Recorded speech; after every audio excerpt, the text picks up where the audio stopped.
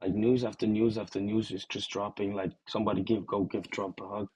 That boy can't be stopped. Like he sent out a few messages to a few country. Like do that, and we punish you with that. Like next on the list is Cuba. Like he claims like he can put pressure on Cuba because Venezuela been supplying them with like free, like almost cheap oil. So like US got Cuba in a chokehold. That's basically it.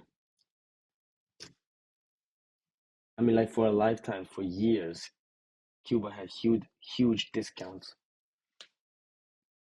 even delayed payment terms, like which were like a huge red flag in my opinion.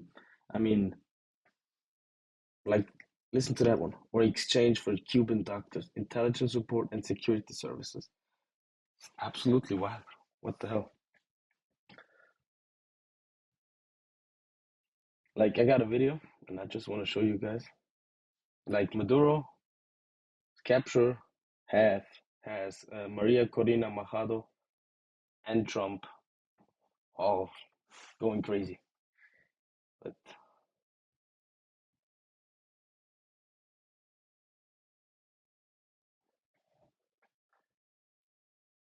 there's just no chill about it. Like, comment, and subscribe. Turn on notification. Let that bell ring you. We all gotta say it. We all gotta do it. And let's get into the next video.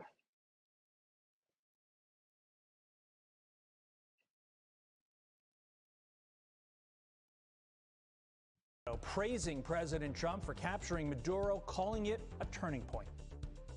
January 3rd will go down in history as the day justice defeated a tyranny. It's a milestone, and it's not only huge for the Venezuelan people and our future, I think it's a huge step for humanity, for freedom and human dignity. I'm planning to go back to Venezuela as soon as possible. As I've always said. Yeah, she's still in hiding. A lot of Venezuelans agree with Trump and his actions, though. So, like, you gotta question yourself if if the citizens of that country agree with the action of a foreign military strategic operation, then there's just something wrong. Maduro was in the wrong, is in the wrong. There's no peaceful protest. There's no peaceful overthrow of the government, the regime. You gotta do it strategically, precise. There's just no way about it. Like, like I did an interview.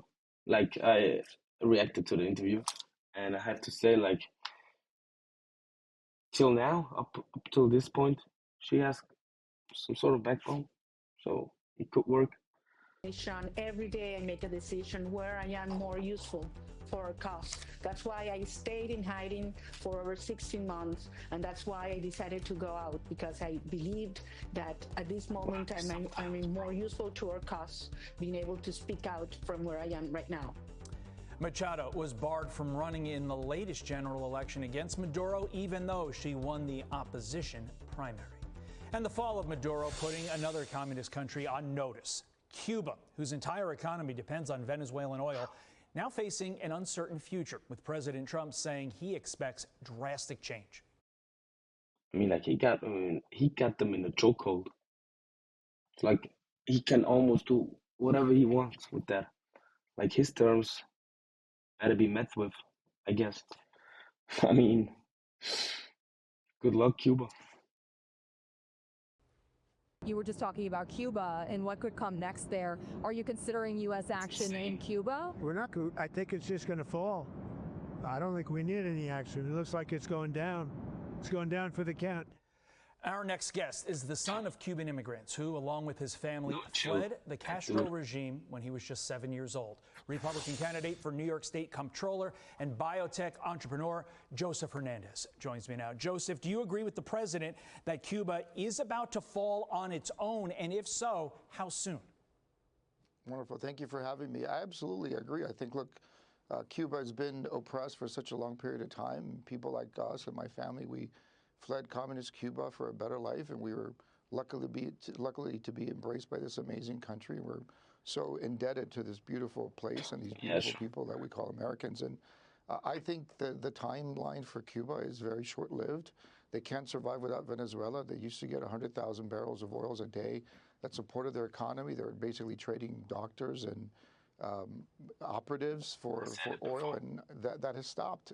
So I think it's just a matter of time, and we sit here as Cuban Americans praying for that to happen quickly rather than longer. I hate to put a number on it, but I'd like to pin you down. Are we talking weeks, months? What are we talking here, Joseph?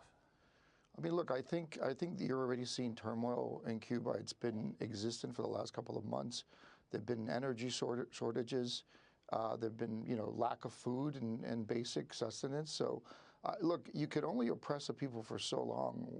The Cuban people have been oppressed for a very, very long period of time, and it's a matter of human rights at this point. And I think the world has to look at this and ask themselves the right questions as to whether it is right for this regime to continue to control the Cuban people, and I would argue that it's not. Well, let's look at a picture of you while you were in Cuba as a young boy. Obviously, we hear stories, but those of us who don't live there, who haven't lived there, don't understand what it's like to live under a repressive regime. Tell us about your experience, Joseph. I don't know that. Well, look, I was lucky. I was raised by great parents. My father was a political prisoner. He was thrown in prison because he didn't agree with the local politician, the local Communist Party member, and he was thrown in prison. There he got encephalitis. He was in a coma for a number of months. We ended up coming here to America and starting a life from nothing. My dad washed dishes when he came here. My mom cleaned houses, but they taught us to, work hard, get educated, and love this adopted country that gave us a chance that our own country didn't. And that's the basis by which I was raised, and that's why we, as Cuban Americans, love this country so much. I mean, like, I always agree if immigration is done correctly and properly. Like, I welcome everybody. Like, I would too. But like, I would prefer if people in power actually fix the country, so these people don't have to move and run and have entire generations be on a run. I mean, it's just stupid in my opinion. But like I said, who am I, right? We're so lucky. We're so appreciative of the opportunities we had here and the genuine love of the American people. And so we're indebted to this country. It is a beautiful American story. As for the people that are... Yeah, sounds like the American dream. I mean, like, it works for some families. It actually does. Still in Cuba, what happens? Describe the domino effect that happens now that the flow of Venezuelan oil is cut off. Work us through what the individuals, the people that live there, have to deal with now. Well, I think, look, the lack of power, these people, they have daily shortages of energy. Just imagine your power being shut off on a continual basis for a number of days. I think that is routine. There's no food, there's no protein. These poor people can't live off protein. They don't get beef like you and I do, or chicken. They have to live on very basic starch-based foods. There's continued oppression. There's, of course, dissent, and the dissents are being suppressed. You got to remember that the Cuban apparatus, the intelligence apparatus Cuba has built is so sophisticated, is very advanced. It's equivalent to things like the Mossad and the CIA. As a matter of fact, the DI, which is called the Directive of Intelligence in Cuba, was really running the intelligence community in Venezuela. They're a very sophisticated organization, and these are overzealous communists that really believe in the ideology. And, I unfortunately foresee more oppression before we see freedom, but it's not going to be a pretty timeline. It certainly does beg the question why the biggest city in the state that you want to represent, Joseph. Here's your story. Now people will flee New York for better life. I am Cuban. They imprisoned my grandfather for a simple protest. I hope they fail quickly. Yeah, bro. I think it will happen. Cuba was rich until 1959.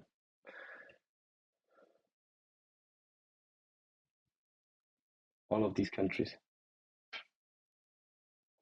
Not all of them, but you start to see the pattern.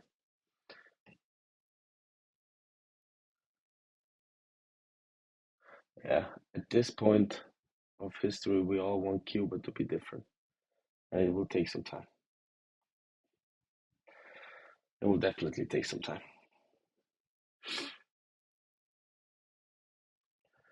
Yeah, I wish good luck to the people of Cuba. With that being said, see you in the next one.